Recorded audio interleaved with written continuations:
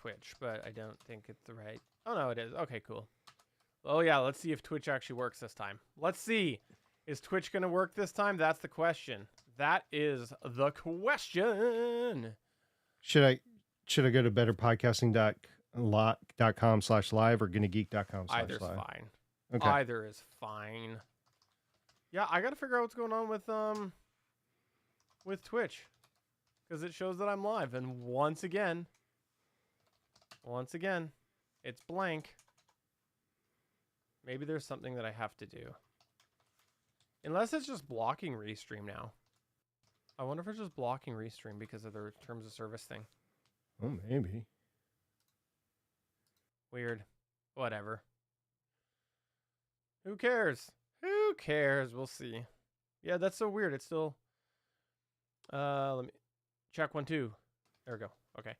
Hi. Hi, everybody. Hello, hello. If you see us. I don't know if you do. Am I correct in that Johnny will not be able to join us tonight? Not today. Okay. Let me type in here. I always like when I hear you typing. Yeah, I hammer those chiclets pretty hard. We are oh, here we go. I'm on the BP right now. We'll go repost. I retweeted you. We'll go to Blue Sky. Blue Sky. Got the threads. Hey there, at Stargate Pioneer and I are live at www.somewhere. betterpodcasting.com/live.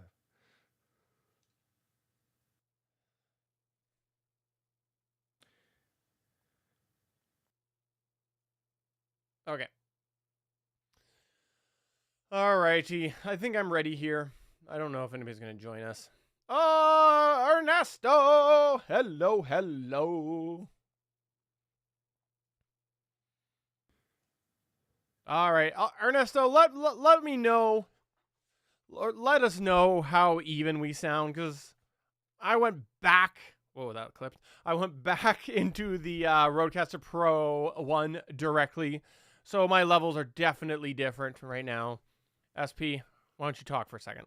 Yeah, I'm going to give you a sound check here just so you can get a level difference between how Steven and I sound tonight. You know what I need to do? I should see if there is an actual panel in Restream or Loud and Clear. I should see if there's a panel like that shows audio, like waveforms on Restream or YouTube. Because it'd be nice to see something that's actually receiving it, because clearly the meters aren't great. The same loudness. Oh, that was you asking it. I thought that was him saying it. So never mind. Never mind. Yeah, so I'm thinking it has something to do with the level of the volume that's going from the USB device that is taking your audio into the computer, because I've heard it on other shows too, where geographically separated hosts are sounding different volumes. And I think that's because of their relative internal computer setups, from if they're using a USB microphone. You just gave me an idea what it could be. Okay. It could be... No, never mind. Sorry, I cut you off for no good reason. So that's okay. USB microphone or USB mixer or an audio interface, that is not equal when it goes into the computer. And it has something to do a little bit with the preamps itself. Even if it's a USB microphone, there's some sort of preamp in the card in the microphone. Or if it's the board itself after the preamps. So those issues, I think you need to figure out on your own. And I know some people have a little bit more difficulty pumping a little bit more volume into their stream because there's clipping issues. There's just all sort of processing issues along the way. So that's my take on it. Is I think it has to do with not the software that you're streaming on, although that might be part of it. I think the most part of it is the individual setups yourselves. Yeah, and one of the things that where my aha moment went was at the moment, and this is only in recent weeks, I have you feeding basically directly from video into OBS, and I was wondering if there was a difference, like if I was coming in mono from the board and you were coming in stereo. I need to look into that to see. Maybe because this does output in stereo. I don't know Yeah. if you do. Well, anyways, let's do the show. We'll see if anybody joins us along the way. I think because school's starting to get out and summer's Yeah. starting, I think we're just going to see a drop in participation. I It's know. just the way things are going to be. I know. It's a shame. It's a shame that more people don't like us. Well, I mean, might not be an us issue. Don't like me. I'm sorry. It's a shame that more people don't like me.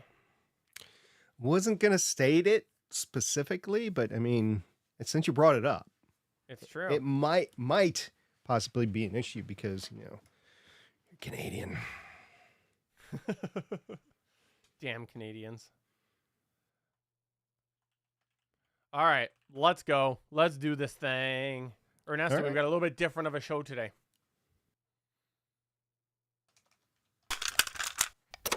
I'm Damien the DM from Adventures in Aurelia, a collaborative storytelling experience told through a game of Dungeons & Dragons, part of the Gonna Geek Network, just like the show you're checking out now. Shows on the network are individually owned, and opinions expressed may not reflect others. Find other epically geeky shows at GonnaGeekNetwork.com. Oh, you know what? I never looked at the thing. I was ready to go. My fault. Sorry. All right, type in your topics and I'm go getting down. there. Scroll on do up. the other thing. Scroll on up.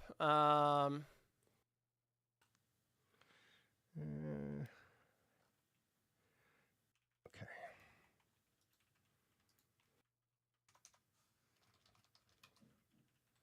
Sorry, everybody.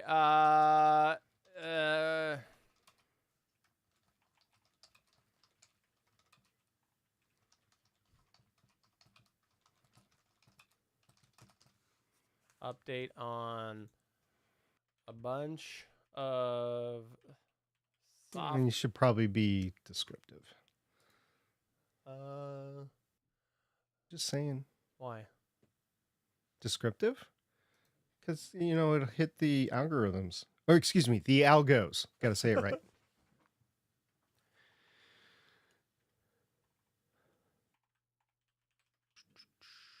Including RX-11 and Hindenburg. Plus, SP has a personal update. Peppa Pig? What? Okay. I'm gonna do it. Okay, let's do this. We're gonna put it in. It's happening. It's happening. I don't care how long the show goes. Okay, here we go. Let's just give it a roll, see how it works out. Okay. Go ahead when you're ready. Welcome to episode 297 of Better Podcasting. Sorry, On go this ahead. show- 1 sec. I've screwed something up here. It's my fault. Okay. Let's do it again. Welcome to episode 297 of Better Podcasting. On this show, we take a 1-week break from our media host discussion, but we have several updates to recap for you. But first, in this week's Better Pondering, we're I'm gonna hold on. I've screwed something up on my side here. Hold on. You won't be able, you'll lose us for a second, everybody. Where did I put that? Where did I put that? I need to get this fixed. I gotta program the right button on this Stream Deck. Oh, Johnny Pennington is in the chat. Johnny! Johnny! Dude, so good to see you even typing. Why can't I find, where did I put this? I don't know. Bumpers? Is it? Gotta be. No, it's an indirect Mac issue because I couldn't do the audio output through OBS the same way. OBS? No, through the Stream Deck software the way I did on Windows. So I had to do a workaround through OBS. But Johnny, yeah. Johnny, it's so good to see you. I know Johnny, you're it going to is. only be a few minutes, but it is good to see you in the chat today. Thank you very much. Steven's been communicating with me. It's been kind of a terrible week for both of us time-wise, but it's good to see you in the chat. So I'm fully briefed and aware. So it's good to see you. Good to see you, Johnny. All right, let's go again. And Johnny, you got here to see us screw up. So there you go. You've got your full Better Podcasting experience for the week. Go ahead. Welcome to episode 297 of Better Podcasting. On this show, we take a 1-week break from our media host discussion, but we have a couple of updates to recap for you. But first, in this week's Better Podnerings, we're jam-packed with many topics, including more updates, including several pieces of software such as RX11 and Hindenburg, plus there's a personal SP update, and Peppa Pig? Huh? And finally, in this week's Better Podback, we discuss your responses to our Discord server question on podcasting change. Lauren, never change. Start the show now. This is Better Podcasting. We are hobby podcasters through and through, just like you. That's why we are different. We minimize the money talk so that you can focus on building a better podcast.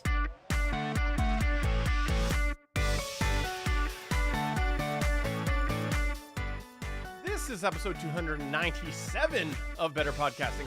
I am Steven, and I am pleased to say SP is here this week. I'm wicked smart because I spent the last week with some MIT guys. It was a fun trip. And on the way home, I saw Niagara Falls for the first time. And right across the way was Canardia. And I was like, hey, that's Canada. That's what's going on over there. So it was a good trip and it was a good week away from podcasting. I actually this time came away refreshed. Oh, nice. And just totally, in almost vacation mode, even though it was an intense work trip. I want to emphasize that. It was an intense work trip, but I came back and had kind of decompressed from work here and was able to come back to work refreshed this week in the midst of some issues. But all that to say, it is good to be back podcasting with Steven on Better Podcasting this week. And we have a jam-packed show for you talking about a lot of different subjects. We're really excited to talk about the different things this week. For sure. And we'll just get this out front here. Get this out front.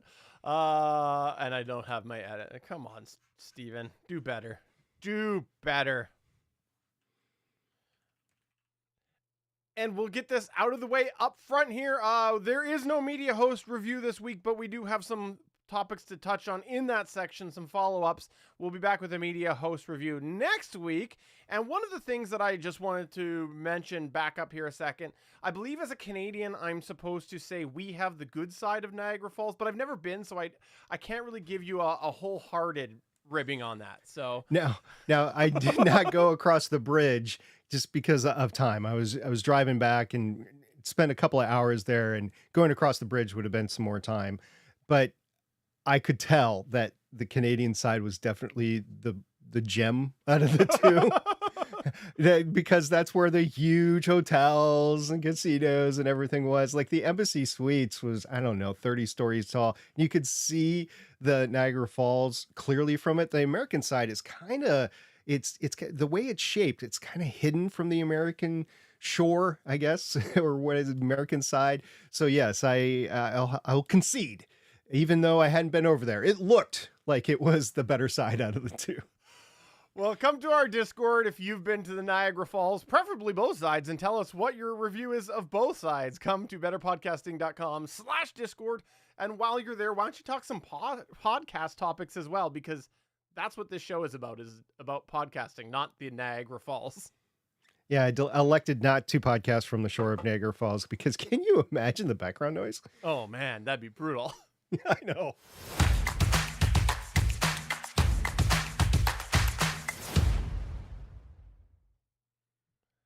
All right, the Better Podderings this week is jam-packed. It's almost like we have less of a segment later in this show, so we put more topics in there. Who would have thought? Let's kick it off talking an update about my Mac, because I said I'm going to report things that I think are relevant to the podcast community. That's the basis of any Mac updates I'll have. If you didn't catch this, I switched a little while back to a Mac. I'm in a trial phase, see how I feel about it. I have some reservations about things, but I want to see, will this work with my podcasting workflow? And so the two updates I wanted to provide about this. Number one, in our Discord this week, we actually had a bit of chatter going on about the ID3 tag editor. Now, I ended up buying MP3 tag. This is something that I went and tried to find an ID3 tag editor that I thought was comparable to what I had used on the Windows side of things. And after a bunch of looking around and some problems, which I'll come back to in a second, I did settle on buying MP3 tag. Works really well for me. I think that that is something that is very comparable to what I've used. But in my process, I was doing the thing that we always say not to do, which is just Google and read old articles. And that's what I did because I was struggling to find an ID3 tag editor. And in an old article, I found some reviews about one from PA Software called ID3 tag editor. And I couldn't get it to work. I actually bought it. I spent $10 on it and I couldn't get it to save the file. So in the Discord this week, we got talking about this, and Randy Walker actually found on their website, the page says the download page on the site is a little out of date. It only mentions M1, no M2 and M3, and Mac OS 13, but not 14. That's what Randy had said. So I think this might be the answer that I have finally found of why it didn't work for me. Now, I'm not going to pretend to know a lot about the Mac side of things. I don't. That's part of the journey I'm on right now. And I have, however, read enough to see people comment about the current version of Mac. There's a lot of troubles people have run into. I guess reading between the lines, I think they changed the way some things work, maybe some permissions. I know as I've been looking at some different guides, even things from a year or so ago, some of the permissions seem a little bit different. So I think maybe that's what's happening here, is maybe the problem I ran into is that there's some issue with Mac OS 14. So thanks, Randy, for looking into that. If you are somebody that uses PA Software ID3 tag editor, I'd love to know, did you get that working on the current version of Mac OS? And if so, did you have issues you had to work around? But that's the first thing I wanted to report. And then the second thing in our Discord as well that I thought was worth mentioning here is I had talked about how DaVinci Resolve, when I switched over to the Mac, I noticed on the export settings on the free version, there was an option there to hardware encode. My theory is that's why my rendering times were a little faster on the Mac than on the PC. Well, in our Discord, Scatmaker had pointed out that apparently the new version, the one that's currently in beta of Resolve, that's DaVinci Resolve 19, the free version is going to actually enable hardware acceleration on the Windows side of things. Like, it's just going to be a standard included feature on free, apparently. So it's in beta right now. That'll be good once that's released. Maybe that will even things out a little bit. My render times have not really changed. They've been pretty consistently fast, consistently stable as I've exported. And that, honestly, that's kind of been my experience since switching to DaVinci Resolve in general. Even having a fairly modern PC, it was still pretty fast on the Windows side of things as well. So I will more so give that to the DaVinci Resolve column when, after many years of very unstable exports on Vegas. So I will say that, but I haven't run into any weird hiccups or anything like that on the Mac side of things. I'm still thinking about going and updating my Vegas. I'm running Vegas Pro 19 right now, and I want to get up to 21. That's available right now. But with that said, I'm glad that I am living vicariously through you in your transition to your production workflow on a Mac. I just this morning or last night, I logged into my work email and my computer reminded me in October of 2025, it will no longer be able to function. This is my work laptop. It's on my podcast machine, and I will have to it's my own personal one. So I will have to get a new laptop between now and then in order to run Windows 11. and I still don't know what I'm going to do. It'll probably be a cheaper Windows machine that is capable of 11 because I'm just using it to connect with work. But I will also need eventually to update my computer. My choices, of course, are to go to a Mac like you have, or possibly go to the Duo series of Windows laptops. And the Duo series for a laptop, as far as I know, all of them are named Duo. It's like a 17-inch with that second bar screen right underneath it. And for a workflow with podcasting, especially with video editing, I think that would be very useful. So that is what I'm exploring, either one or the other. Haven't made any decisions, haven't seriously compared anything. But if anybody has any advice along those lines, I am open to it, and we can discuss it on a future episode of Better Podcasting. I will just throw this out here since you mentioned the idea of updating to Vegas. As a reminder, history shows that they update the version of Vegas Pro in August. So if you hold off a little bit more, there might be a new version coming in August, maybe. Or a deal on 21 as it gets there, yeah. Yeah. Well, let's go on to the next point here, which is about RX11, because you and I mentioned this before, that we ended up, I don't know, probably a month or two ago now, we bought a upgrade to RX10 with the promise of an RX11 free upgrade. And you and I think we both got the same email on May 15th. What did it say, SP? It is time for step 3. All you need to do is head on over to the product portal and find RX11 in your product list and click install. And if you don't see it, try hitting refresh first. The subject, by the way, was your free RX11 upgrade is here. I actually got this email as well. So some of the new features that they're claiming in RX11, by the way, quote, RX11's machine learning algorithms have been supercharged with state-of-the-art neural networks, enabling real-time, low-latency processing for dialogue isolate, the highest quality stem separation for music rebalance, and improved intelligence and speed for repair assistant. Release your tracks with confidence thanks to our industry-first loudness optimization tool and new streaming preview module. Plus, streamline your workflow with major upgrades to our audio random access, ARA, processing, and additional ARA host support coming soon, unquote. And there are top 3 build features, and we're not sure if these are plug-in or what. Yeah, so when you go to, hold on, let me just take over from you there 1 sec. Where's my ad?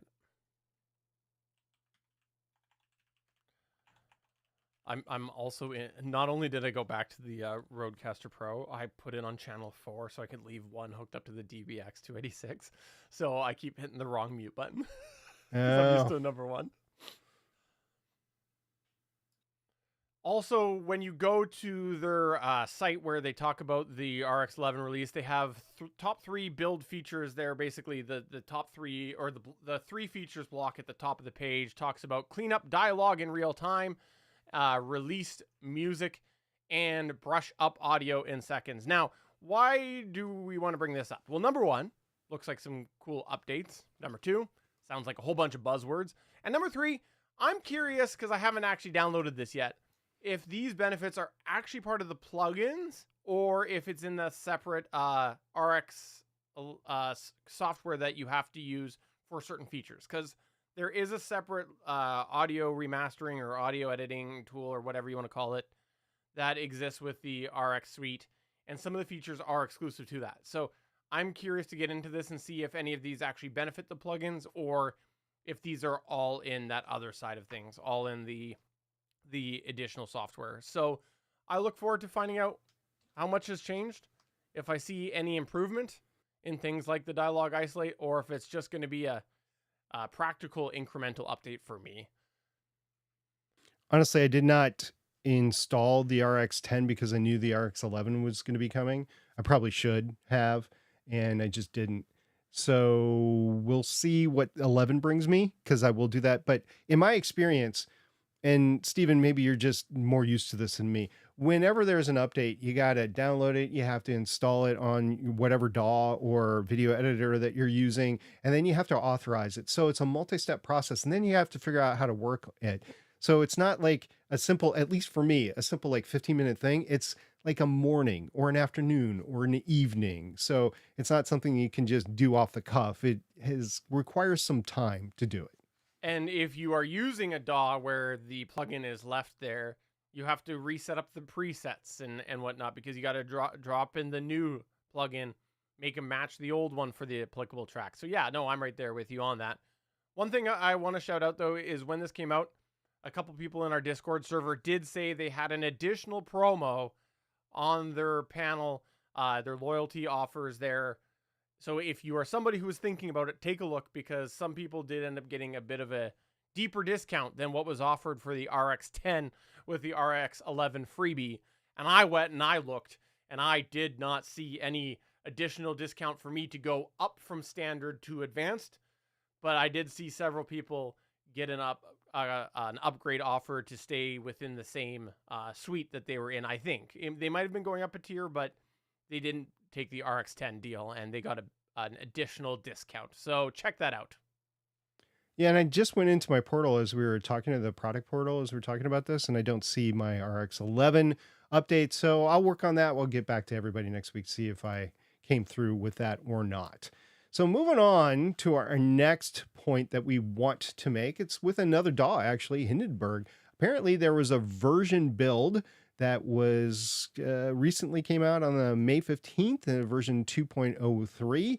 And there is several updates, including transcription for multi-track transcription, cutting edge transcription. Wow, would you say that 5 times fast? Cutting edge transcription technology at your fingertips, transcription to meet your needs, enhance your workflow with Hindenburg Pro. I'm having all sorts of problems tonight, apparently. But basically, it is an update to Hindenburg Pro. And Hindenburg, I think, is a very unique audio editor. It helps out a lot of narrative style podcasts, or maybe playthrough podcasts with multi-tracks in there, or an interview where you're... Am I still there? Did I blank out? I heard you the whole time. I was trying to look something up, but I heard you the whole time. Okay, my whole screen just blanked out. Oh, okay. So. Go ahead. So multi-track transcription. Do you want to do it from top? Yeah. Okay, go ahead.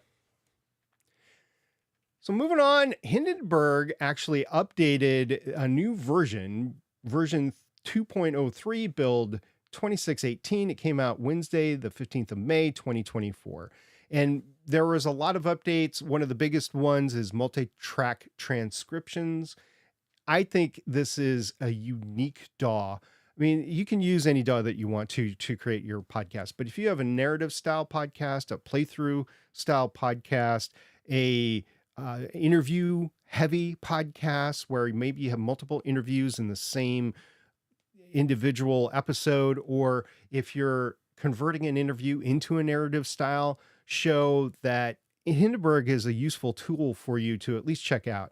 And it is heartwarming, I guess, to see that they're still increasing the capabilities, and they're also going all in with transcription. We talked about transcription a couple of weeks ago with Apple Podcasts coming out with transcription automatically in the app. We've seen some of the chinks in the armor for Apple Podcasts. They might not know your specific lingo to your niche. Maybe it's a very technical term, maybe it's a slang term that you're using, and you might want to go in and correct that over time. If you can do that straight from your DAW to begin with, and then replace the transcript, because Apple allows you to do that, then that might reduce your workflow if you're somebody that goes all in with transcription. Personally, I'm not. I will take the automatic transcription and just run with it, because I, as a hobby podcaster, don't have the time for that. But I know a lot of people out there like the idea of having a transcript there for accessibility purposes, as well as for possible SEO purposes as well. So if you're in that camp, then Hindenburg has some new features for you to check out.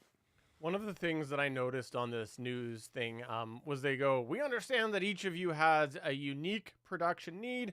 That's why our new feature includes options for selective transcription, whether you need to transcribe a specific section or isolate an isolated sentence in different languages. You can easily select what you need to transcribe. And the reason I wanted to call this out is because in some of the tools that I've seen that have done transcriptions, you've had to do almost the entire source clip. So like with us, you and I are recording pre-show, post-show, we have all this stuff. And then I dump it into my editor, do a bunch of edits. And in some of the software I've seen, I'd have to go back and transcribe the entire raw original footage. And then I guess it would sort of work its way into the editor. I'm not entirely sure. But I always think to myself, like, what a waste of time. Like, why doesn't it, I just say, like, transcribe this section or transcribe the edit and whatnot. So I think that that's a smart thing, especially because with social media, the social media factor, people posting short clips online on a lot of those short form video platforms, having subtitles is really important. It's become a really well accepted thing in things like YouTube Shorts and TikToks where they're just burnt in on screen. And so people who are doing social media, I think being able to go in and just do transcriptions and I assume convert them to subtitles or, you know, burnt in subtitles or just burnt in transcripts or whatever you're going to call it, this would be a great thing to have. And so I am really bad myself at doing anything with transcripts, but I recognize it's becoming a more increasingly important thing in certain people's workflows. We'll see what our audience has to say about Hindenburg, because I know we have a few people in our community that use Hindenburg. Moving on, we're going to talk about a very special deal that came across our web space here on a Discord server. There is a channel for deals and what do we call it? Deals and bargains. And people post stuff that comes along. Well, there was a Slick deal that came out, and I don't know where the origin of this. Slick deal is just a reflection of the deals that are out there. But Rode, so this comes in several parts. Rode, they decided to put a deal out there to put free headphones. They're I forget what they're called. They're basically studio monitoring headphones. A pair free with a purchase of several items, including a Rodecaster Pro 2 and a Rodecaster Duo. So you have that out there. It's $100 or $99 US. It's $100. So you get that for free. Well, also along the lines, B&H Photo combined that deal with a $125 coupon and 6 months free of Buzzsprout, which is, in full disclosure, is off our short list after we reviewed Buzzsprout as a podcast media host, and a 6-month subscription to Riverside. So you had all this for the low price of not $4.99 anymore, but $374. So American. that, yeah, American. And I know Stephen has something to say about that in a second. And okay, what we've said all along was that the Rodecaster Duo and Rodecaster Pro 2 were a little excessively priced when they came out. We thought they should be lower. And I think along the lines, I said when we were talking about that, the Rodecaster Duo should be about $300. I think I'd have to go back and look at the transcript for that episode and find out for sure, right? But the Rodecaster Pro 2, I think, is also a little high. So when it came out on a sale and you add at least the headphones to it for $374, that becomes a deal. Now, I've never used the headphones. I can't vouch for them one way or the other. But that then becomes a deal in the realm of that's what I would expect it to be.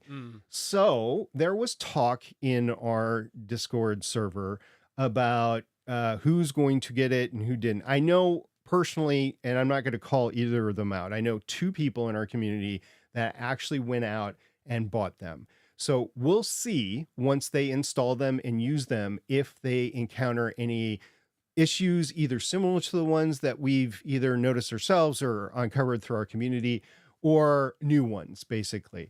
So we'll see how that goes. But there's 2 listeners out there right now with Rodecaster Pro or Rodecaster Duo. I keep on wanting to say Pro. Rodecaster Duos from this deal, which I think is in the affordable, quote unquote, affordable range for the capabilities that it's supposed to be. So we'll see how that goes. And Stephen, I have more to say, but Sure. Stephen, you have things to say as well. Yeah, what I was gonna say is I looked to see if it was in Canada because, as we said, that was American. It was an American deal. And I looked, it was not. There was no sign of sale that I found up here. Thought about the idea of bringing it in. Bunch of different ways I could do that. A big item like that, I generally don't because, you know, there's going to be, if I use an import service, which is the most reliable way, there'll be taxes in the destination location. Then there'll be Canadian taxes. I could try to ship it directly from the deal provider, but if it's not a specific shipping service, I'm probably going to have to pay a massive brokerage fee because that's just what seems to always happen through. Because basically the seller chooses the cheapest shipping, which then that company charges a huge brokerage fee to come in. So long story short, didn't see it. It was pretty much long story long, but didn't see a deal. And I was thinking about this though. Like, let's say the deal was possible. Was it something I would buy? And the way I was thinking is like, I'm leaning towards no, because based off of the challenges that you had with your Rodecaster Pro 2, Still have. the Mackie problem that I have, because now they're owned by Rode, it feels like, for me, I would probably think about waiting and spending the money elsewise on something else, or seeing, you know, more reviews about the Rodecaster Duo if they follow suit with your Rodecaster Pro 2.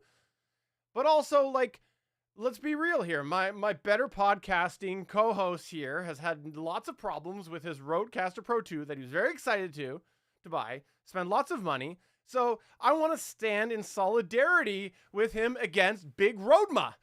That's just something that, you know, stick it to the man. And so that's what I thought, you know, push comes to shove, I will stay in solidarity with USP. All right. I appreciate that very much. So I went to Slick Deal. I saw the deal. And I had $374 just burning in my pocket. I actually, you know, I saved. So I have equipment upgrade money. And I was like, this is it. This is the deal. So I got so excited. I bought not only one, but I bought two of them.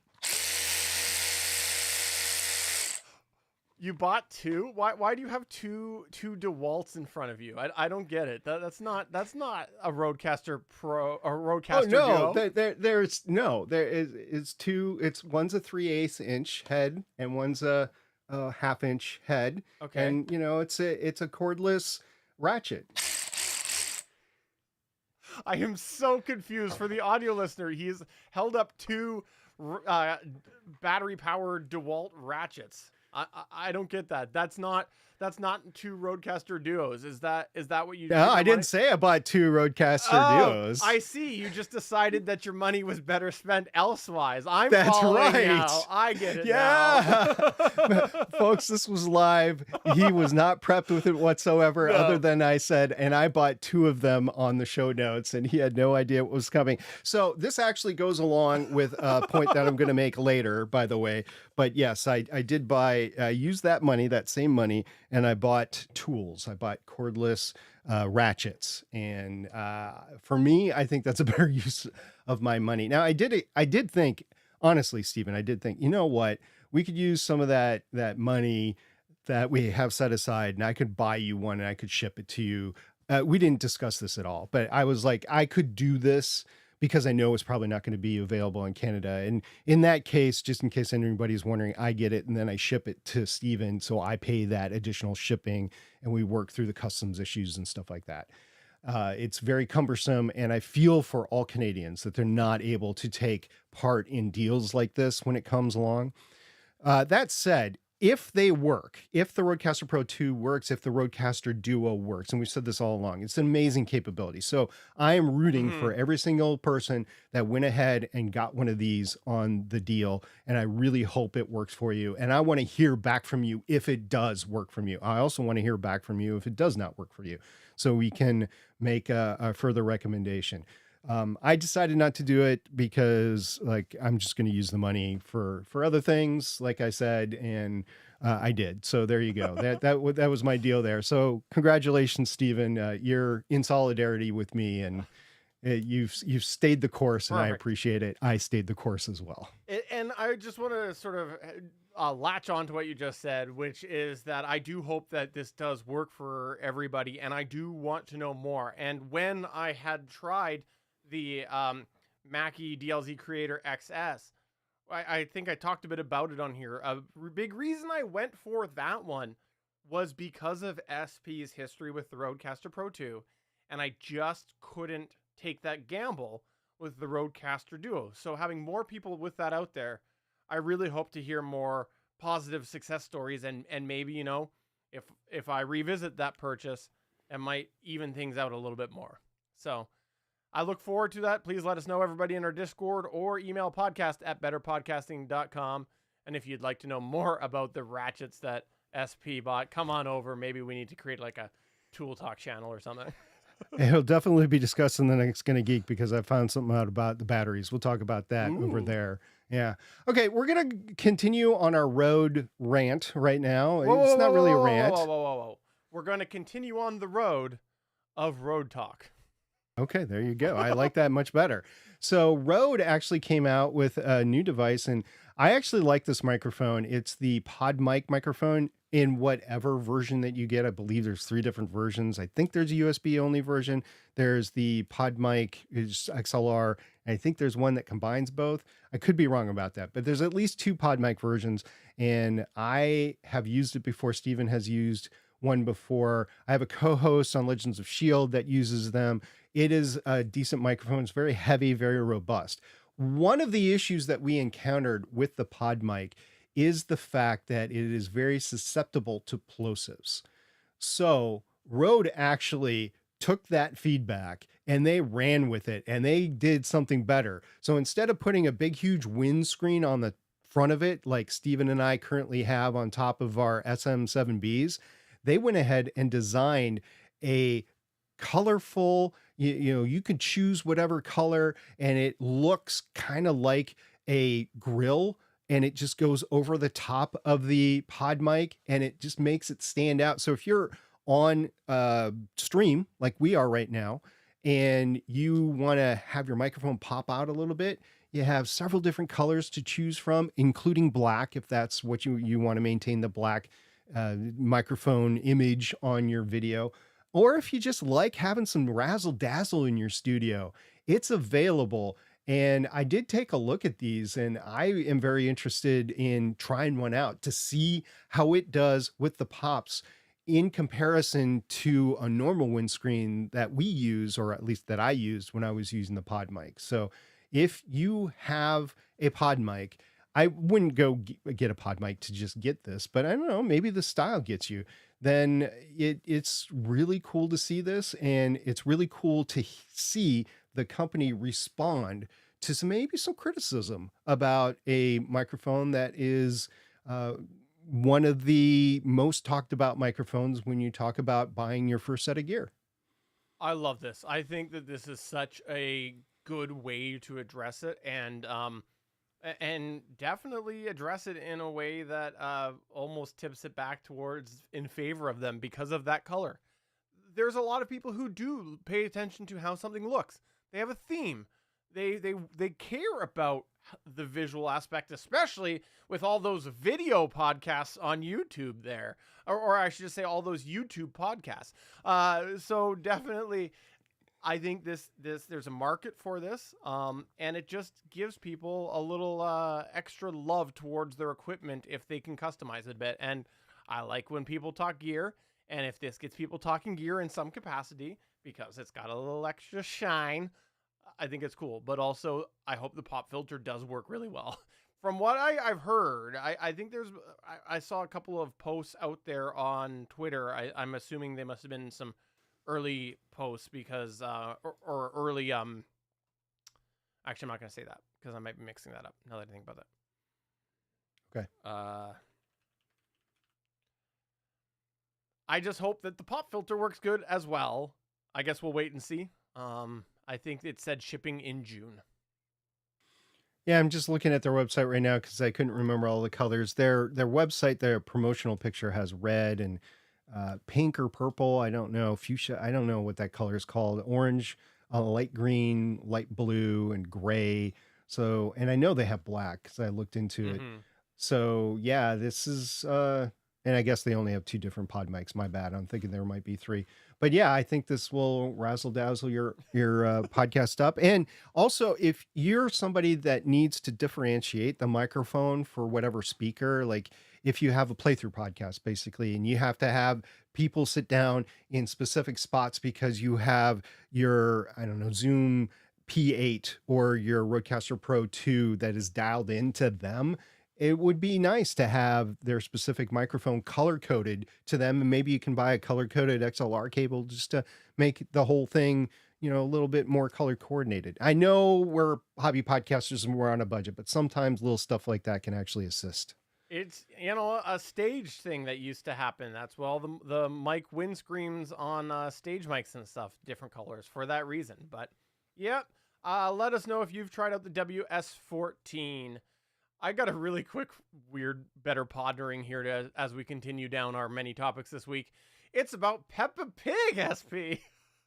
Peppa Pig. Well, I don't even know what Peppa Pig is, so enlighten me. I came across this article, and for those of you who don't have kids or haven't had kids within the last 20 years, or who wasn't a kid in the last 20 years, ow, I feel old, you might not be familiar with Peppa Pig. Well, what you need to know is Peppa Pig is a British kids cartoon that has a worldwide reach. And basically it is about a pig family. And I know my kids back in the day watched Peppa Pig, and I've seen at various outdoor parties, Peppa Pig themed parties of different kids' friends and things like that. So Peppa Pig is a thing.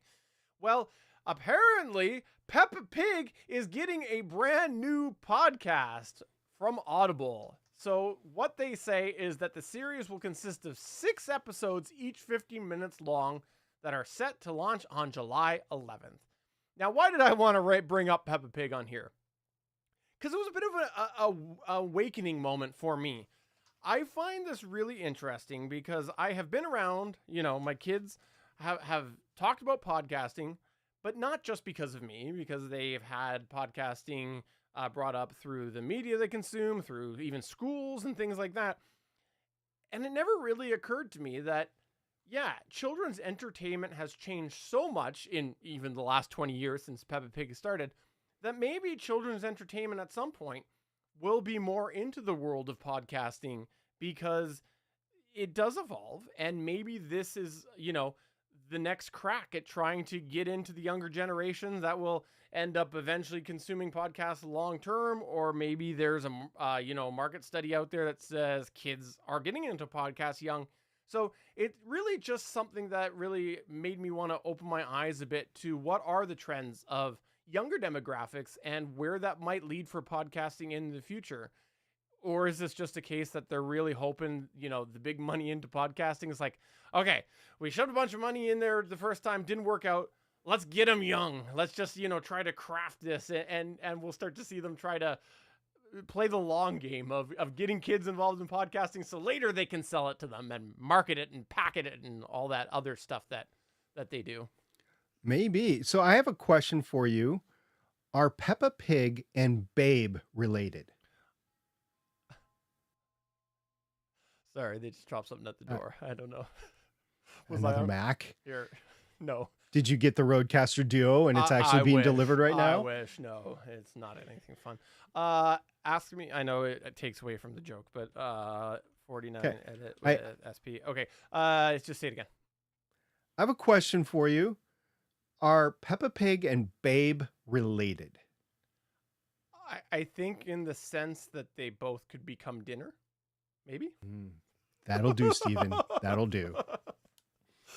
All right, that's all I wanted to mention about Peppa Pig. You wanted to mention something about hogging your resources. I do. Kind of a public service announcement, but I'm going to throw in a little rant here because this is kind of pervasive in podcasting right now. Whether you're a hobby podcaster or an independent podcaster or professional podcaster, whatever, I see a lot of people that, and we've talked about this before, about overloading the resources available to you, whether it's the bandwidth on your internet or it's the capabilities on your PC. Let's talk some cold turkey here. Let's talk some reality, right? You cannot do everything on your computer. I know you want to save money. I know you want to use free tools, but you cannot do everything on your singular PC, whether it's a Mac or a Windows-based PC.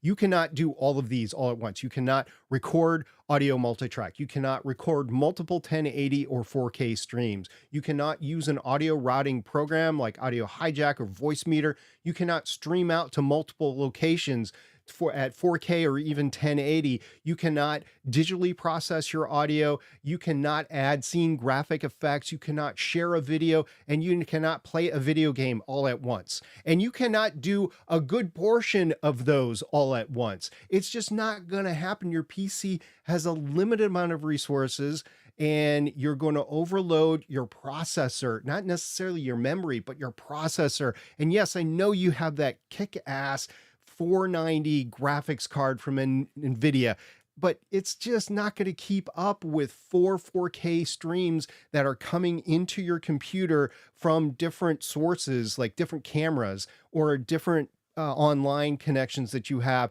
and record all those individually and stream them out. It's just not going to happen. You're going to overload your machine, and it's not going to be able to do that. So my advice to you, if you want to do all of this, is to offload as much as you possibly can. We've actually talked about this before on Better Podcasting, but I'm going to foot stomp it, as Stephen loves me to say. And I am going to say this as a public service announcement. You need to get as much off your singular computer as you can. Yes, you have a better computer than you had 10 years ago, hopefully, but it's still not going to be able to do everything you want, especially because we've upped our quality from 720 to 1080 to 4K. Now, in full disclosure, we're streaming somewhere between 720 and 1080 just because of those resource limitations that I just talked about. But you have that. And if you're not using a device like Stephen and I are using, whether it's a DBX 286 or a Rodecaster Pro 2 or a Mackie or a Rodecaster Duo, that is digital signal processing that can occur off your computer. So you don't have to do it within Voicemeeter. You don't have to do it within OBS. I know that you might not have the money to have one of those machines. I get that. But if you do that, then don't try to record 4 different cameras that are coming in for 4K. You're going to have to make some trade-offs in order to not have problems, not lose recordings, not have issues with recordings. And also, if you're streaming out to a live audience, which I know a lot of you are trying to do right now, I mean, we do it as well, you're going to run into less issues because you're not trying to do everything on one singular machine. Yeah. My biggest experience, I think, dealing with this sort of thing was back when I was traveling regularly for work. I had the laptop that I had owned at the time that wasn't ideal for doing some streaming and stuff.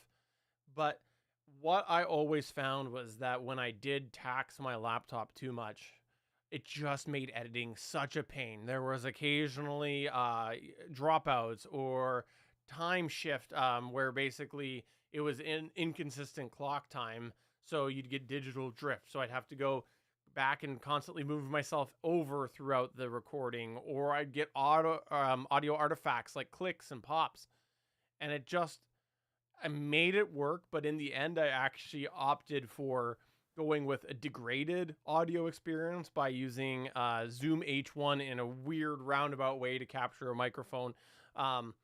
That to me was the winner between the two things, either software recording on my laptop or still getting an offload of hardware recording. So yeah, it definitely is a problem in my experience if you tax your machine too much. And yep, I can finally say it because I've got enough experience. It applies to Mac too. I can say it firsthand now. I've seen it.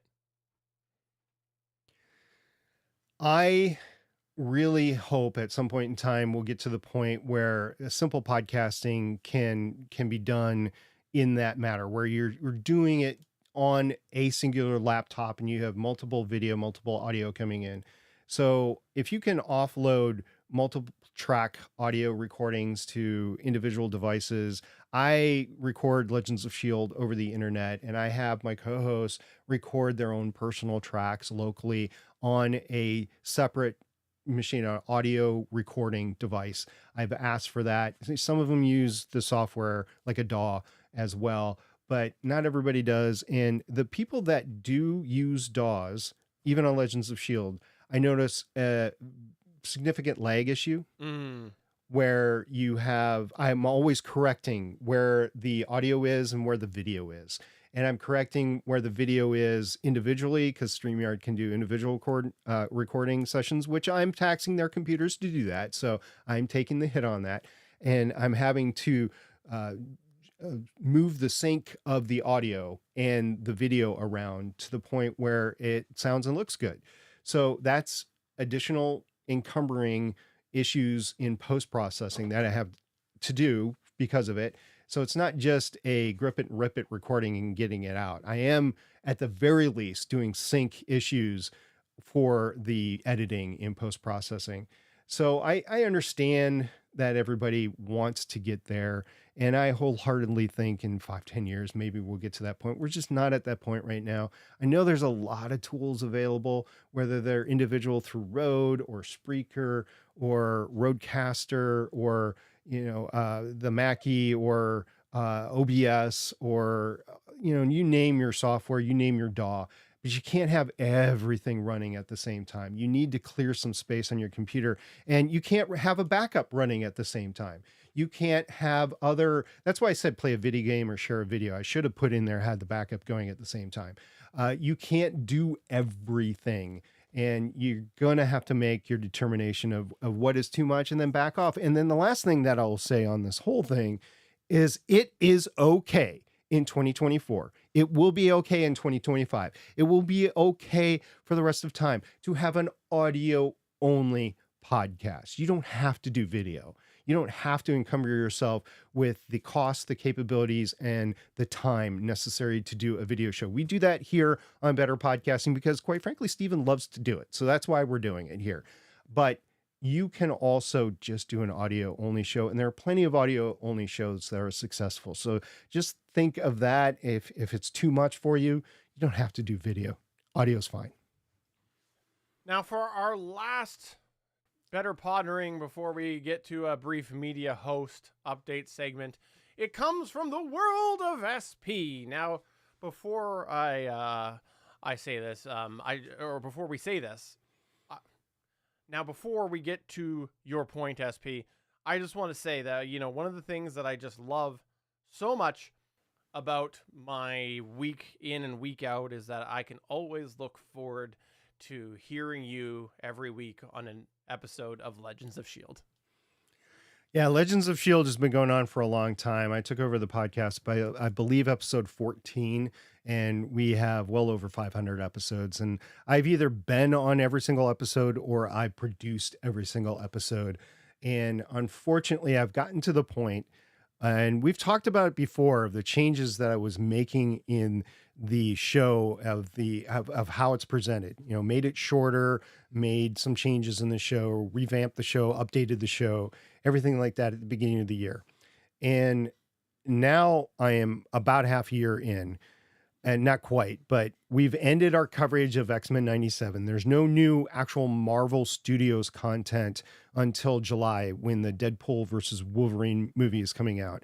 And even after that, there's only one more series, at least that's on the docket right now, and that's the Agatha series on Disney Plus in the fall sometime. I don't know, if fall could mean September, fall could mean November, December to Disney Plus. I don't know, but it'll be somewhere in there.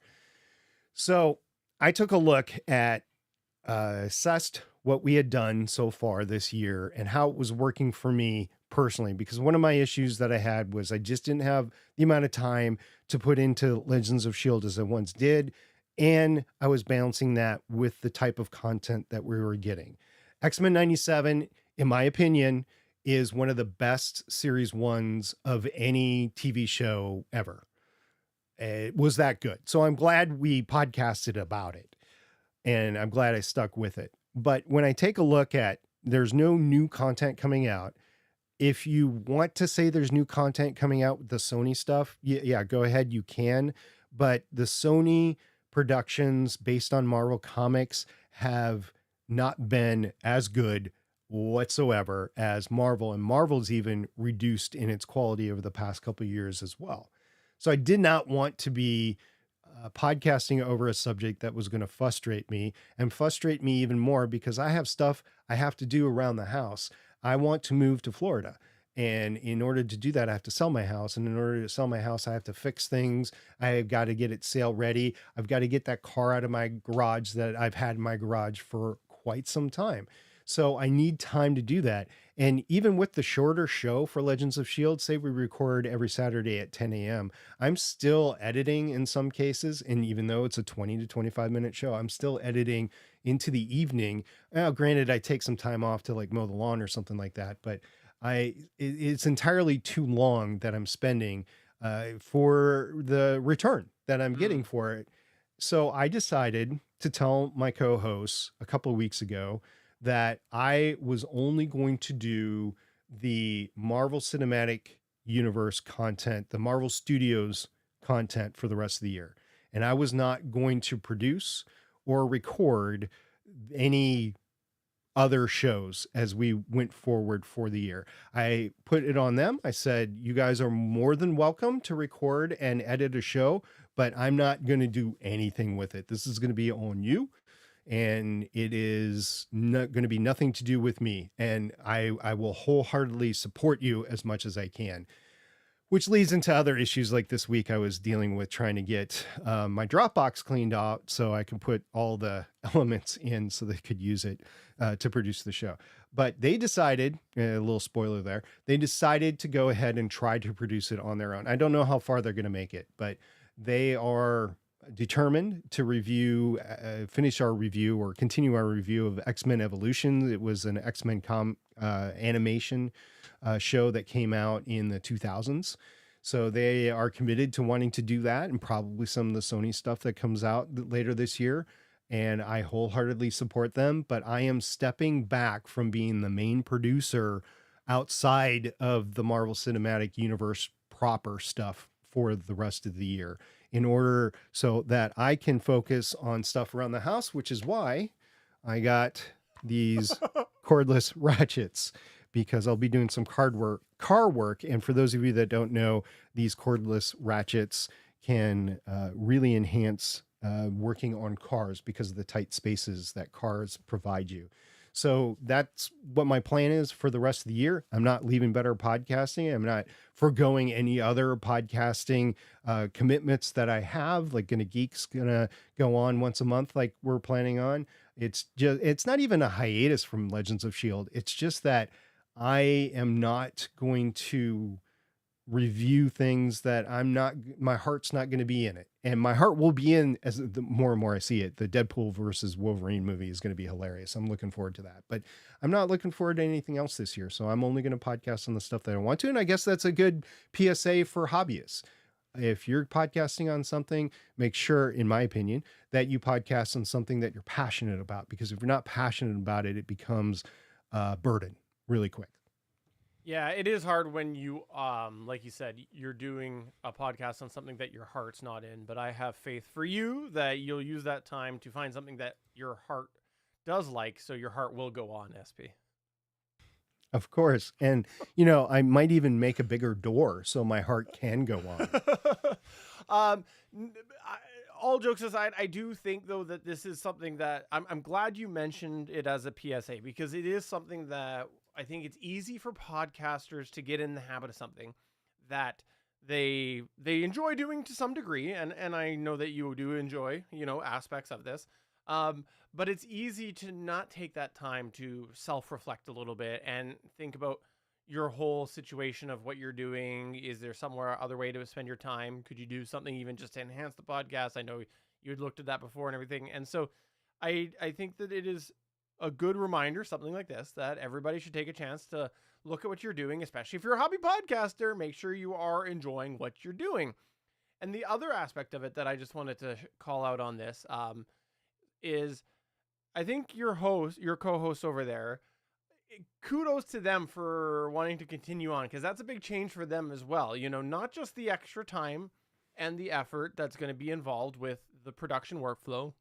That is a big bite of the apple to take in itself, but just the dynamic change by somebody switching, and, you know, somebody that has generally been, I'll call it the lead voice. And I say that because on that show, you tend to, not as like the top billed voice in that sense, but in the case that you lead the show, a lot of times you help direct the show through the conversation.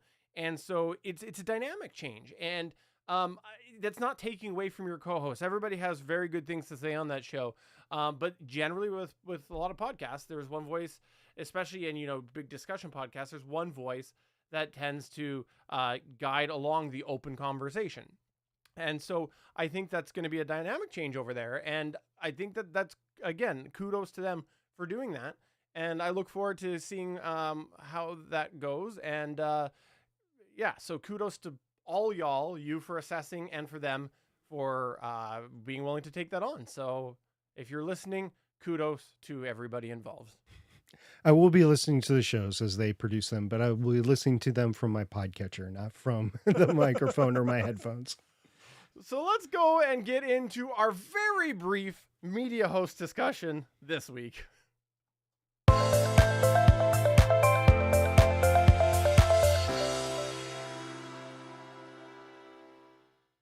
All right, we mentioned it. It's very short this week, but we wanted to give a bit of an update. Basically, take this week to... Let me do that again.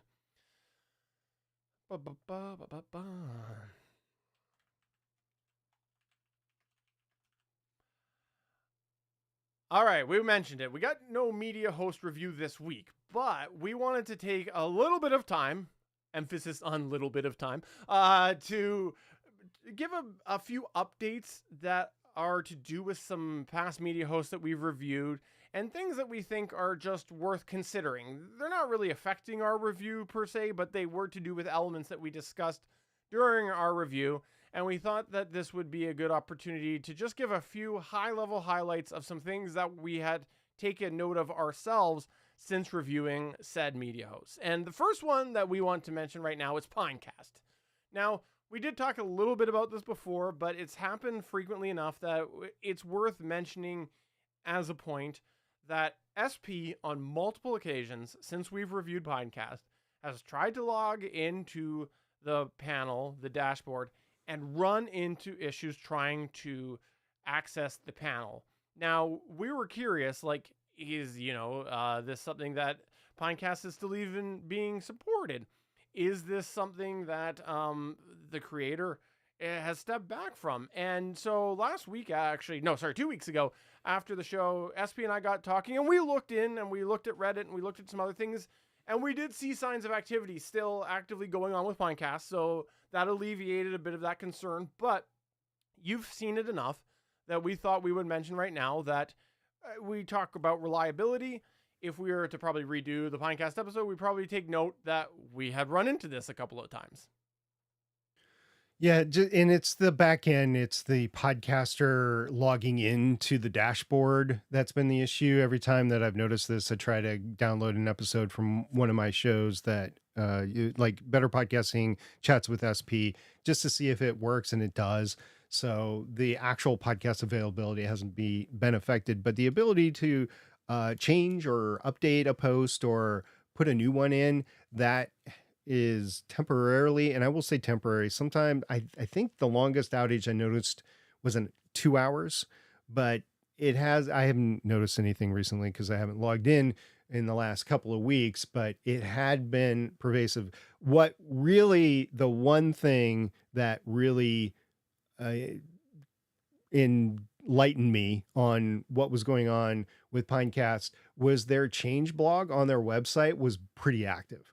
So I was very happy with that, and that it wasn't being left to rot or anything. And maybe some of the downtimes have been because they were changing some stuff on the dashboard side, on the back end side. So I'll keep my eyes open for it. But on Reddit, there was a post after years, and it was responded to by Matt pretty quickly, and the change blog was being actively updated. So we did have some concerns that the social media presence was not there anymore, like on the X. I think Matt has left X, so it wasn't there. And I don't know where he is on his social media, but I know he's on Reddit. So between that and the blog, it's great. And we've also noticed at least an increased support for something new.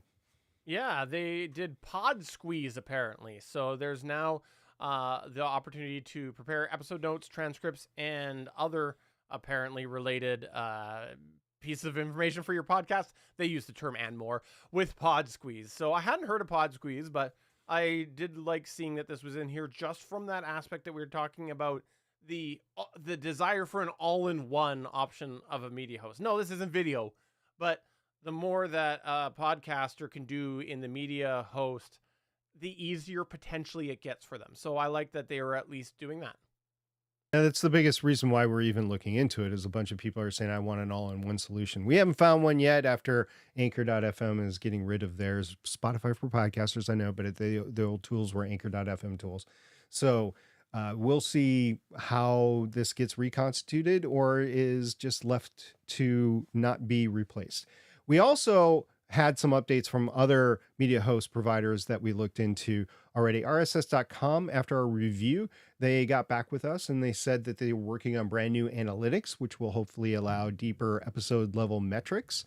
So that is very heartening that we see that. And we did have a back and forth with them, and we were looking for areas where we could collaborate. And I won't detail anything on the podcast here. There's nothing that's active right now. I hope that they've taken our suggestions and that they are considering it at least, and we'll get back with everybody in case that pans out.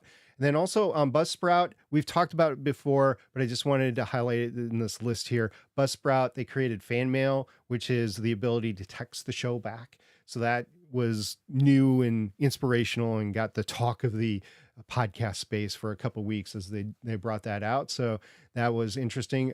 Full disclosure, RSS.com and Buzzsprout are not on our short list. Pinecast still is.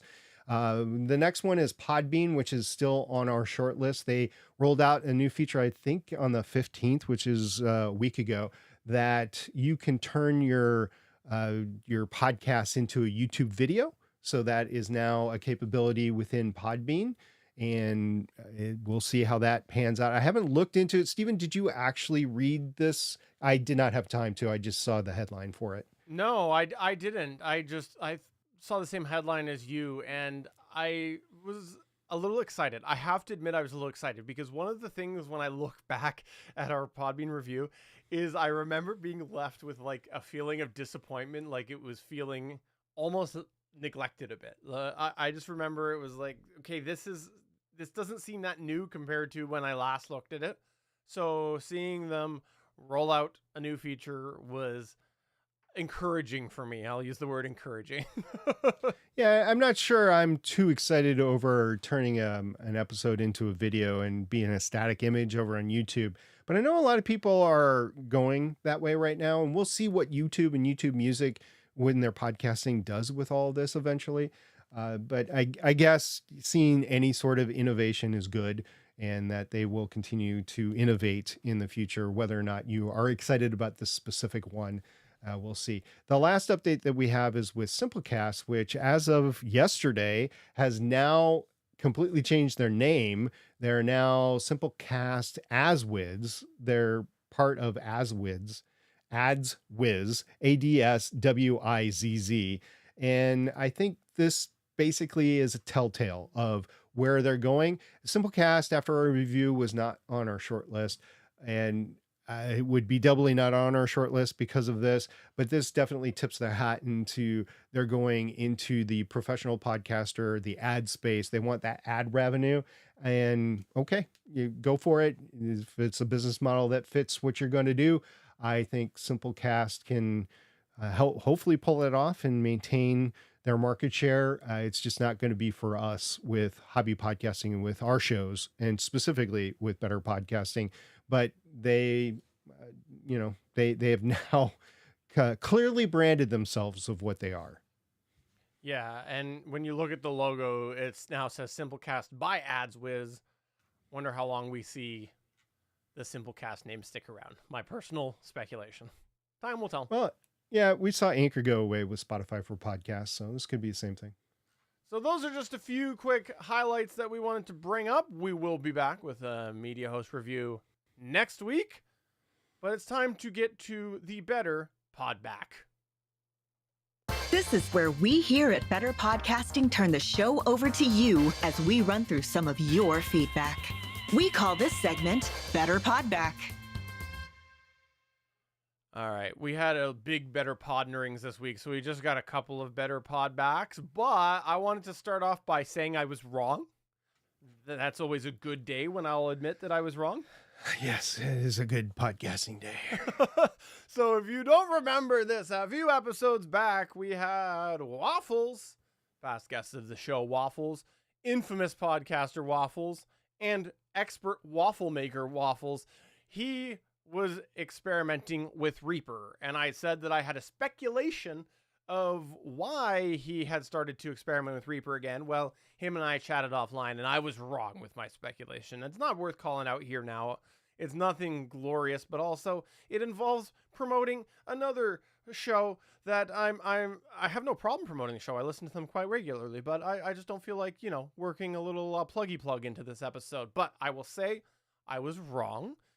So he went to our Discord and asked if people had guesses about why he had tried Reaper. And we did have Alrun said, "You read an article that started with, 'Try this one weird trick in Reaper,' end quote." First, great clickbait title writing, Alrun. You need to start writing the titles for our show. So thank you. He is big into AI, just saying.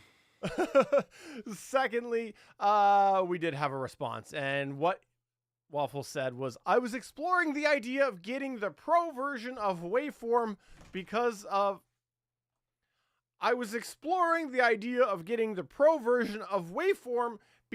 a trim silence feature. While I was looking at YouTube to figure out how it worked, I saw Reaper has this option and it works a lot better. So I tried it, and holy guacamole, it's nice." So you know that it is getting rave reviews when guacamole gets worked into the sentence. I mean, yeah. I mean, are we talking like bitter guacamole? Are we talking sour? Are we just talking the creamy stuff? I mean, there's wholly different versions of guacamole. So I need to know.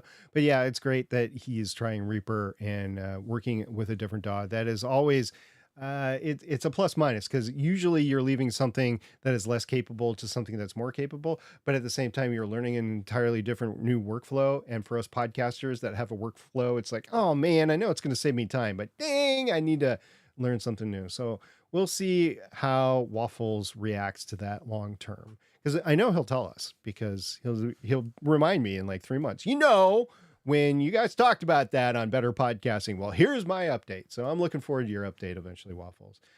We also had a question that I asked. I will admit it wasn't Steven taking over my account. It was me. And I just asked, what's the most notable thing that has changed in podcasting since you started? So Can I start? Can I start? You can start whenever you want. Because the most notable thing was the question. And the reason I interrupted you so excitedly, because mine is a super exciting thing. As we know, I have been podcasting longer than you. That's true, you have. The most notable thing is you starting podcasting. That's my answer. 100% final answer. Give me the $1 million, Regis. That's on all the wikis and all the fan wikis and everything. It's the date that I started podcasting, December 31st, 2010. Yeah, so there you go. That's my answer, and I don't think it can be topped. So my apologies to everybody else that we're going to go through the responses right now. They pale in comparison to my response. Yakko had an interesting response that I agreed to. He said the ease of doing video plus audio thanks to things like StreamYard. And I will say, yeah, thanks to things like StreamYard. They all seem to degrade after a while. So especially with StreamYard being bought out, I'm really hesitant about the long-term life of StreamYard. So we'll see. I know Riverside is fraught with issues. And Stephen, I have to talk to you after we get offline on Riverside, and that might be a topic for next time around. Anthony from Capes on the Couch, he said, Descript allowing you to edit through transcripts saves me so much time. Plus, I get a transcript that's like 99% accurate. Now, Stephen, you and I, we grew up in podcasting when you were using the actual waveforms. You're like in Audacity or Adobe, and you were looking at those waveforms and you were making all the edits according to the waveforms. If you enter podcasting today, you don't need to know what a waveform even looks like. You can go in and edit through transcripts. There are some detriments to it, but I think the fact that you could even do it is amazing compared to where we started out with. Yeah, when you see answers like this and you think about where we started, it definitely highlights that you and I are old fuddy-duddies, and there are things that we do every day in our workflows that maybe somebody's listening to our show going, why do you do it that way? Like, you know, why do you use an ID3 tagger? Exactly. So I think why did you spend $30 for one and $10 for another? But, you know, I think that it's a good highlight that it's good idea if you're podcasting and looking for podcast advice to listen to a bunch of different sources.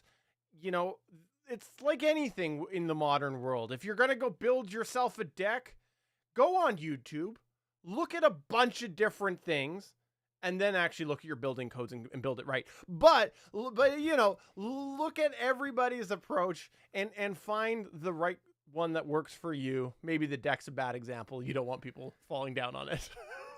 Nope. And ironically, I have to redo my back stairs this summer. So that's something that I have to do. Anyway, moving on. Damien the DM said access to equipment, both in companies working on stuff for podcasters, but also in making things more affordable for a hobbyist.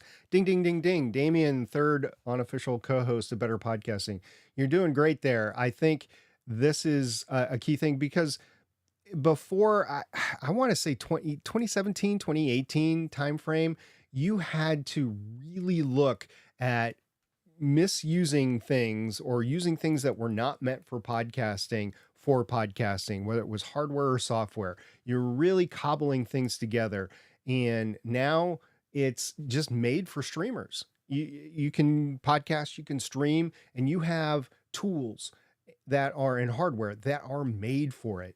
And I think that you're absolutely correct. And it's more affordable too now, because I remember when I first started podcasting, my very first podcast was on a multi-track capable mixer, but it was via Firewire and it was a $10,000 mixer, right? I didn't own it. It was the people that I was guest hosting with, but $10,000 mixer. And now I can do better things with a mixer that is $700. Right. So Yeah. that's progress for you. It's more affordable. I don't think I could have ever afforded a $10,000 mixer. I could have, but I would have not bought a car. What I have now, even though the problems I have with it, very, very affordable in comparison. So I think you're spot on there, Damien. I think Mike's is a good example of this one as well. Like you and I, we've alluded to this over the time that we have a bunch of equipment to sell. You and I both have a bunch of microphones that we never ended up reviewing because the market changed. We had a bunch of things that we had planned to do, a bunch of shootouts and things like that. And then all of a sudden there's podcast specific microphones blowing up and it's like, what's the point anymore? So I think the microphones are a great example. Even just from like an average Joe perspective of microphone etiquette. Like before it was you're using a stage microphone. So you got to get yourself up close. You got to get yourself right on that microphone. You got to keep a consistent tone. And it was a way that people had to learn how to use a microphone. Well, now you have things that are meant like the pod mic to sit back a little bit be a little bit more flexible to people who are a little more dynamic in their delivery and be able to just be more of themselves. But you didn't have that option before. It was like you were using a stage mic or a very expensive broadcast microphone, which 99% of the people couldn't afford. NVIDIA broadcasting software, right? To do the audio cleanup live, that we would have never thought would be possible when we both started. So that's just another example.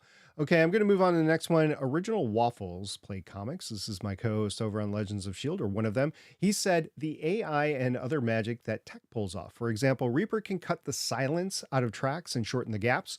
Great for when we both awkward pause. Also, how hard is it to keep up with getting guests, since there are so many platforms now that people use for social media? And I will say there is also so many platforms that you can go on specifically to get guests. So mostly professional platforms, but there's a whole subreddit dedicated to it as well. So it's like freeware, and there are just so many options out there. So yeah, magic tech definitely happens. There is a proliferation of people online that was in the infancy when I started podcasting. Same with you, Steven. So yeah, I think, again, he hits some of the great things here. The best part is that he's actually answered the problem to the second problem. He's come up with the answer with the first one, which is that soon enough he won't need guests. He'll just fake them all with AI. That's what it'll be. It is possible. It is possible. So Josh Liston, our friend and fellow podcaster about podcasting from Australia, said, so much has changed, but what comes to mind as primarily a podcast listener and fan is that shows where you can hear the hosts reading the majority of their show, like I was doing myself on the Bubble podcast in 2015, feels a lot more unnatural than it did 8 to 10 years ago. I feel like we're in a post-Ira Glass era of podcasting. Also, I find I've grown tired of shows with an obvious shtick that hasn't evolved or changed. Back to Work and Roderick on the Line are two shows that come to mind. Both are shows I still enjoy, but I can't listen to more than 1 or 2 episodes per month, whereas when I discovered them, I listened to their entire back catalog in record time and kept listening weekly up to 2020-ish. Maybe podcasting hasn't changed, but my tastes have. Josh, that is such a keen observation. Stephen, I think your tastes have changed. I know my tastes have changed over the years, and that's great because there's so many podcasts out there that you can change, and you can still have a bunch of podcasts to listen to. You know, if we had way more time, like say, for example, somebody wanted to pay us to quit our jobs and spend more time podcasting, I would love to go back and listen to all of our past episodes, because I know for a fact that you and I were very strongly opinionated about certain workflows and things specifically in editing that I think we have both relaxed on because we have changed with time on, you know, the general acceptance by the podcast community or the listening community, the way that we feel our time should be spent. And it would be really interesting to hear back on ourselves and things go, wow, okay, disagree with that now, you know, disagree with ourselves, because I think tastes do change.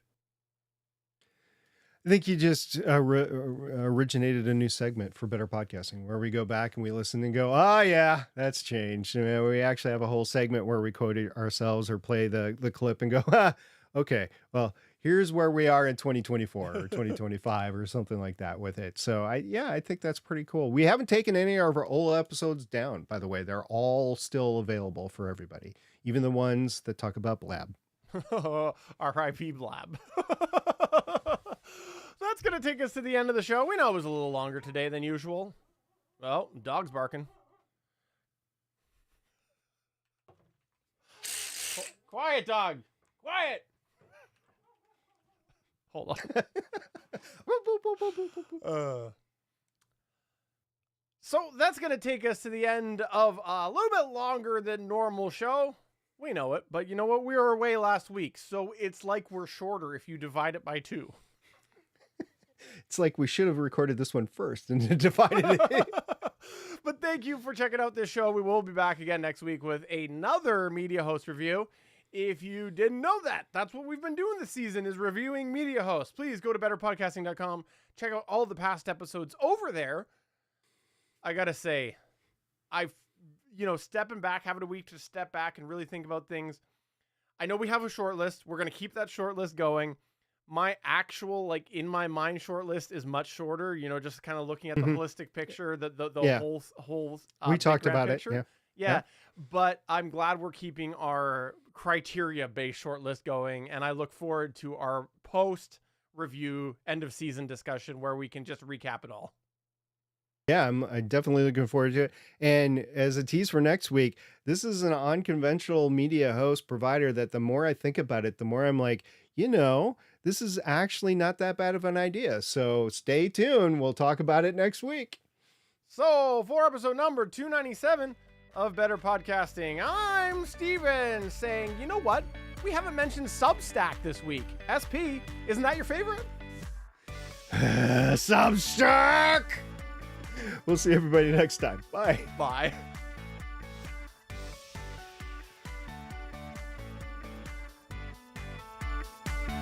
Thanks for checking out another episode of Better Podcasting. You can find the full back catalog of Better Podcasting at betterpodcasting.com. If you're into geeky podcasts, please check out the other podcasts on the Gonna Geek Network at gonnageeknetwork.com. This show was produced and edited by Stephen Jondrew.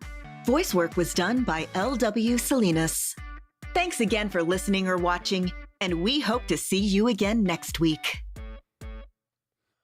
All right, thanks John- everybody. I know it was a different show, but sometimes it happens. Life happens. Life finds a way. Yeah. Thank you very much. And Johnny, if you're still listening, thank you very much for sticking with Yeah. us all the way to the end. It was awesome to see you in the chat. And we'll talk offline. So, And Ernesto, special shout out to you. I know you were there as well. And I think was the last one? There was a suggestion that was made, which I thought was a great suggestion. Liberty Dude. Oh yeah, Liberty Dude. Yeah. Next season, Better Podcasting Podcatcher reviews. Probably not. No. Yeah, I have heard some reviews on Podcatcher. The thing is, they change so frequently that I'm not sure. They change even more frequently than media host providers. But, it's not a bad idea of which ones you would recommend for your listeners. It's not a bad idea. I think what we should review instead is waveforms. So we'll look at a waveform and we'll go, ooh, look at that curve. That's smooth, silky. Yeah. Oh god. By the way, since we're a post show, we'll go SP After Dark. Just so everybody's aware, this is out in the open now, that the Podfather, the guy that co-created podcasting, had an early start narrating porn.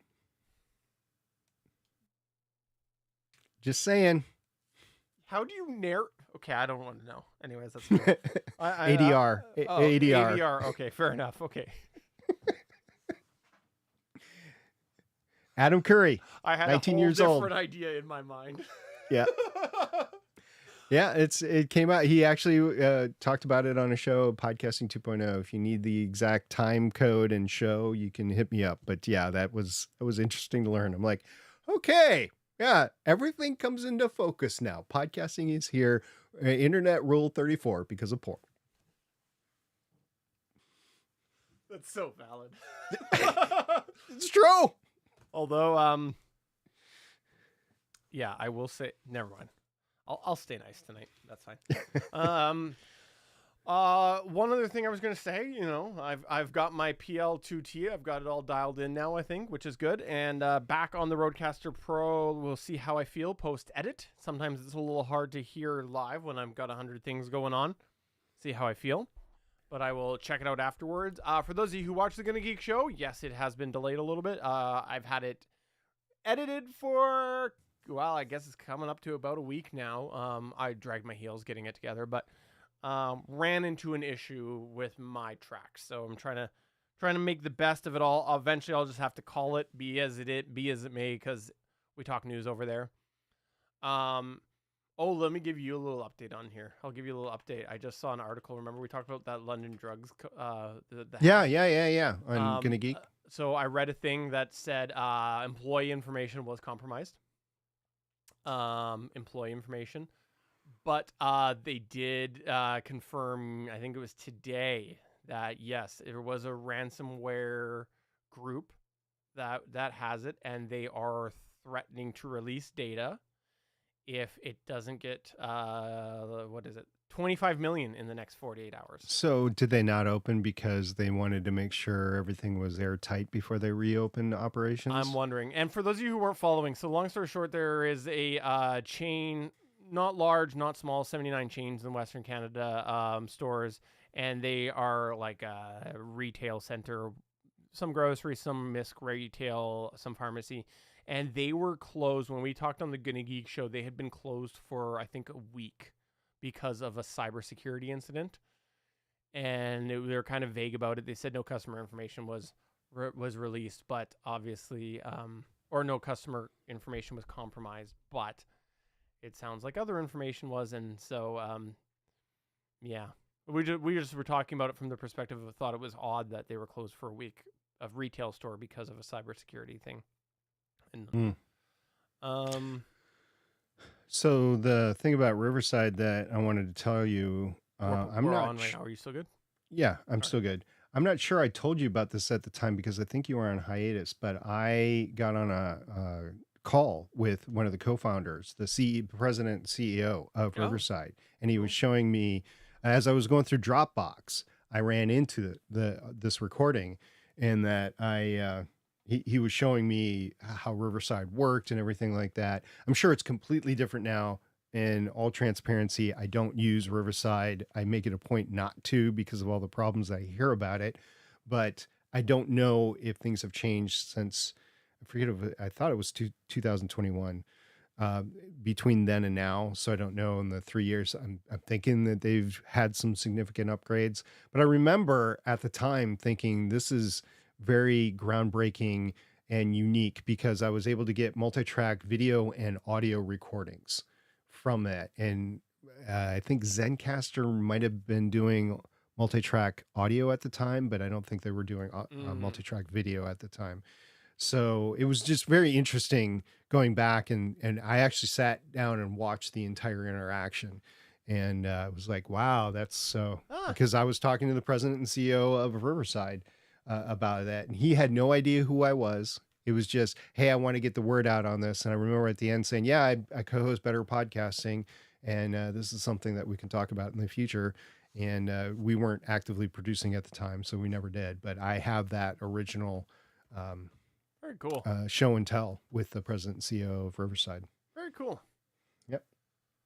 Look at you, Mr. Fancy Pants. See? I forgot about it. Like I said, that is the most notable change since I started podcasting. It's you.